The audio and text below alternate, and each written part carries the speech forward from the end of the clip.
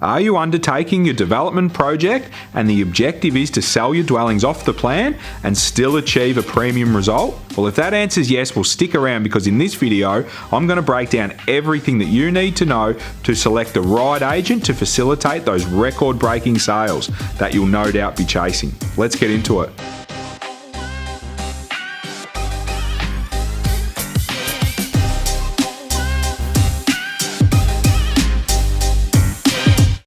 Hey guys, Peter Kelly here from Little Fish Property Developments.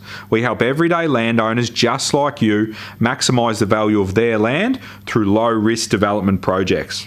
On this channel, we share everything you need to deliver successful projects time and time again. So if you aren't already, make sure you subscribe to the channel so you don't miss a thing. First up, it needs to be said that all sales agents aren't the same.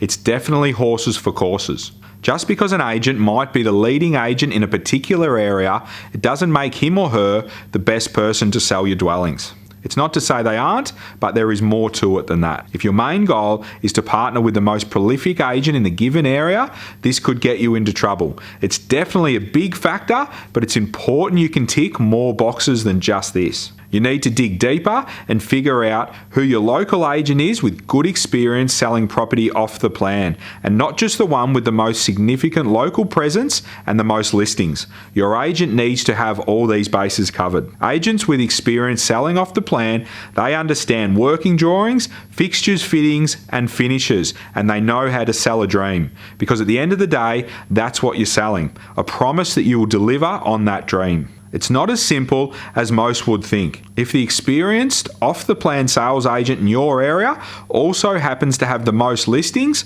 well, that's a home run. I believe if you can achieve a good spread of what I've just mentioned, you're looking good. Here are the 5 things that you need to consider before locking in your agent. Number 1, you need to look for an agent that has comparable and active listings to your project. They can suggest your project to those buyers. Number 2, you want to be looking for an agent that has a strong presence and prominent office in the area so they can bring buyers back and give them the full marketing experience. They can share the plans, material selections, and any other marketing assets that you have tooled them up with. They can also show off your site in their window to local foot traffic. This isn't the be-all and end-all, but it helps, and you never know where your buyer is going to come from. The more bases you have covered, the better. Number 3 is you need to figure out and negotiate a fair commission rate. This will come down to what you are selling, the expected completion date, as that's when they get paid, the area and the price point. It's always good to talk to other agents for their perspective and get a feel for where the true value sits. Number 4, you need to consider that you will be working with this agent for the duration of your project. So you need to partner with someone who you get along with personally, but also someone that you can trust. You need to have that confidence